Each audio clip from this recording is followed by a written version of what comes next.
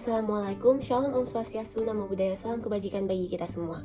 Perkenalkan, kami dari kelompok 6 akan menjelaskan 6 komponen penilaian mengenai kasus munculnya usul ganjil genap 24 jam di Jakarta. Sebelumnya, perkenalkan, nama saya Elizabeth Hardia dari Prodi Matematika. Nama saya Angelika Trevana Supriyanto dari Matematika Terapan 2023. Perkenalkan, saya Keza Cumita dari Prodi Matematika. Hai, saya Nadine Purnama dari jurusan Matematika UPH 2023. Halo, perkenalkan nama saya Novia Sapitri, saya berasal dari Prodi S1 Farmasi 2023. Perkenalkan, nama saya Rukmaria Julita Tereleu dengan Prodi S1 Farmasi.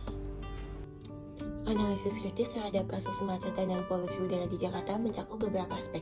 Pertama, dari segi identifikasi, kemacetan di Jakarta telah mencapai tingkat yang mengkhawatirkan. Ini telah dikonfirmasi oleh kepolisian dan didukung dengan data indeks kemacetan sebesar 53%. Penyebab kemacetan tidak hanya karena jumlah kendaraan, tetapi juga terkait dengan kebijakan lalu lintas dan dampak pandemi COVID-19. Dari segi analisis, kebijakan yang telah diterapkan seperti work from home atau kerja dari rumah dan aturan tilang uji emisi kendaraan belum memberikan hasil yang memuaskan. Penyebab kemacetan dan polusi udara juga diakui berasal dari kendaraan bermotor. Munculnya usulan untuk menerapkan ganjil genap 24 jam sebagai solusi merupakan upaya pemerintah daerah untuk menanggapi masalah ini. Namun dari segi evaluasi, respons terhadap usulan tersebut berbeda-beda. Ida Mahmudah, anggota DPRD DKI Jakarta, mendukung usulan tersebut dengan keyakinan bahwa itu dapat mengurangi polusi udara dan kemacetan.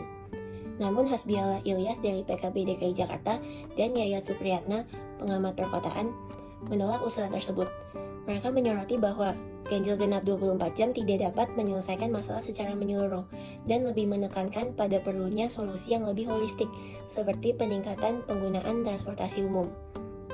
PJ Gubernur DKI Jakarta Heru Budi Hartono memberikan tanggapan yang mendukung ide tersebut, namun menekankan perlunya evaluasi lebih lanjut. Secara umum, narasumber-narasumber ini dapat dianggap valid, tetapi selalu penting untuk mempertimbangkan kemungkinan adanya bias atau kepentingan tertentu dalam pandangan mereka.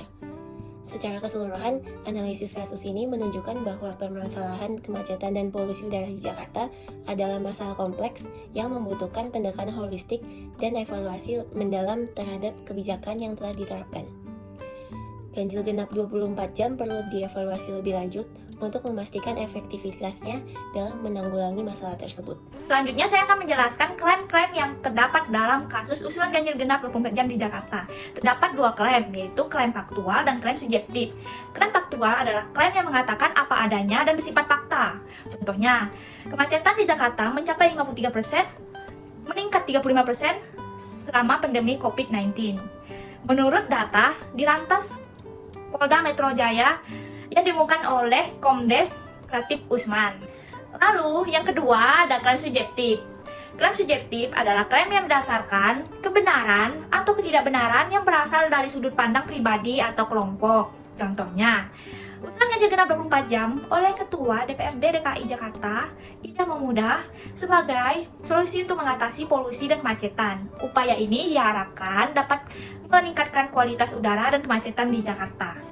Di sini saya akan menjelaskan mengenai argumen dan counter argumen yang terdapat dalam berita yang kami ambil. Yang pertama adalah argumen mengenai pro ganjil genap 24 jam untuk kontrol lalu lintas. Ida Mahmudah berpendapat bahwa penerapan kebijakan ini dapat memberikan kontrol yang lebih baik terhadap jalannya lalu lintas. Lalu untuk counter argumennya, penentang berpendapat bahwa pembatasan waktu dapat mengakibatkan keseimbangan dan kenyamanan bagi pengguna jalan saat-saat yang seharusnya tidak padat. Lalu yang kedua adalah argumen mengenai anti ganjil genap 24 jam untuk pengaruh terhadap ekonomi. Penerapan kebijakan ini dapat mempengaruhi mobilitas masyarakat serta aktivitas bisnis, terutama yang bekerja dalam sektor transportasi dan distribusi barang. Lalu untuk counter argumennya, pendukung kebijakan ini dapat memberikan solusi alternatif berupa melakukan investasi lebih dalam terhadap transportasi umum. Lalu yang ketiga adalah argumen pro ganjil genap 24 jam untuk mengurangi polusi udara. Penerapan kebijakan ini diharapkan dapat mengurangi emisi gas rumah kaca dengan membatasi jumlah kendaraan bermotor yang beroperasi serta meningkatkan kualitas udara dengan mengurangi jumlah kendaraan yang ada di jalan raya. Lalu untuk counter argumennya, penerapan kebijakan ini tidak akan menjadi suatu yang efektif jika kendaraan yang berada di jalan raya masihlah menggunakan bahan bakar fosil serta tidak ramah terhadap lingkungan. Selanjutnya ada pola argumen deduktif. Pola argumen deduktif adalah cara kita menggunakan logika untuk mencapai kesimpulan yang kokoh berdasarkan aturan tertentu. 5 jenis pola deduktif spesifik. Yang pertama, modus ponens. Jika kebijakan ganjil genap 24 jam diterapkan di Jakarta, maka lalu lintas akan menjadi lebih teratur. Kebijakan tersebut telah diterapkan. Dapat disimpulkan bahwa lalu lintas di Jakarta menjadi lebih teratur. Yang kedua, ada modus tollens. Jika kebijakan ganjil genap 24 jam diterapkan di Jakarta, maka lalu lintas akan menjadi lebih teratur. Lalu lintas di Jakarta tidak lebih teratur.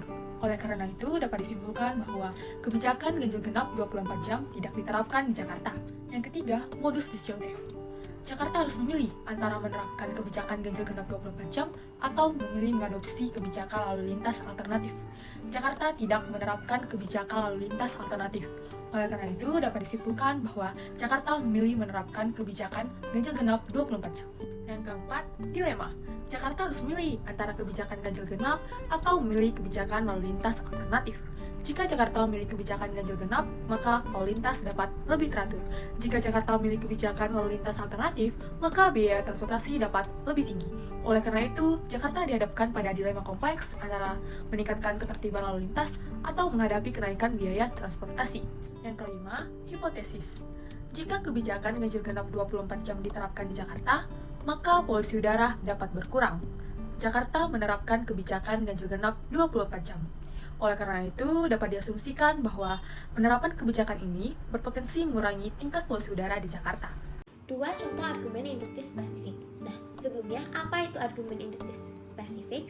Argumen induktif spesifik adalah jenis argumen di mana data atau kasus-kasus khusus digunakan untuk mencapai kesimpulan umum. Ini melibatkan melihat pola atau tren-tren dalam contoh spesifik untuk membuat inferensi umum tentang suatu topik. Dengan kata lain, argumen ini mencoba menyimpulkan hal-hal umum berdasarkan pengamatan atau bukti khusus. Contoh argumen induktif spesifik dapat berupa pengamatan data tertentu yang kemudian dijadikan dasar untuk membuat kesimpulan umum. Dalam konteks kasus yang kita pilih, contoh yang didapat adalah yang pertama, data angka indeks kemacetan yang meningkat drastis dari 35% saat pandemi COVID-19 menjadi 53% pada pertengahan tahun ini. Sebagaimana yang disampaikan oleh Dirlantas Polda Metro Jaya Kombes Latif Usman, menunjukkan bahwa kebijakan lalu lintas yang telah diuji coba belum memberikan dampak yang memadai dalam mengatasi kemacetan di Jakarta. Nah, untuk contoh yang kedua, fakta bahwa Jakarta menduduki peringkat teratas sebagai kota dengan kualitas udara terburuk dalam beberapa hari terakhir. Nah, meskipun sejumlah kebijakan telah diterapkan, memberikan indikasi bahwa tindakan yang diambil belum mampu secara efektif mengendalikan tingkat polusi udara di ibu kota. Sebagaimana yang diungkapkan dalam usulan Ketua Komisi D DPRD DKI Jakarta, yaitu Ida Mahmudah, untuk menerapkan ganjil genap 24 jam guna mengatasi permasalahan tersebut. Nah, sekian 2 contoh argumen induktif spesifik yang kita pilih dari kasus tersebut. Dalam berita tersebut terdapat 2 kesalahan berpikir informal yang dapat diidentifikasi. Yang pertama, generalisasi cepat. Kesalahan berpikir ini terlihat dalam pernyataan bahwa tak cukup dengan kemacetan, kini Jakarta menghadapi masalah baru lewat polusi udara. Pernyataan ini menciptakan kesan bahwa kemacetan adalah penyebab langsung dari masalah polusi udara. Meskipun keduanya mungkin terkait, penyebab polusi udara dapat lebih kompleks dan melibatkan faktor-faktor lain seperti industri, pola cuaca, dan lainnya. Menarik kesimpulan langsung bahwa kemacetan adalah salah satunya penyebab polusi udara dapat menjadi generalisasi cepat yang tidak tepat. Yang kedua, ada analogi palsu. Kesalahan berpikir ini muncul dalam pemikiran bahwa penerapan ganjil genap 24 jam dapat menjadi solusi yang efektif untuk mengurangi kemacetan dan polusi udara di Jakarta. Hal ini diungkapkan dalam pernyataan, Ida meyakini bahwa ini dapat menjaga kualitas udara dan mengurangi kemacetan. Merupakan analogi palsu untuk mengasumsikan bahwa apa yang berhasil pada satu waktu, misalnya ganjil genap pada jam-jam tertentu, akan berhasil karena secara keseluruhan, terutama jika tidak dilakukan evaluasi terhadap efektivitas kebijakan yang sudah berlaku. Nah, perlu diingat juga bahwa analisis kesalahan berpikir informal dapat melibatkan interpretasi yang subjektif dan orang yang berbeda mungkin memiliki pandangan yang berbeda terkait dengan kesalahan berpikir pada kasus ini. Terima kasih.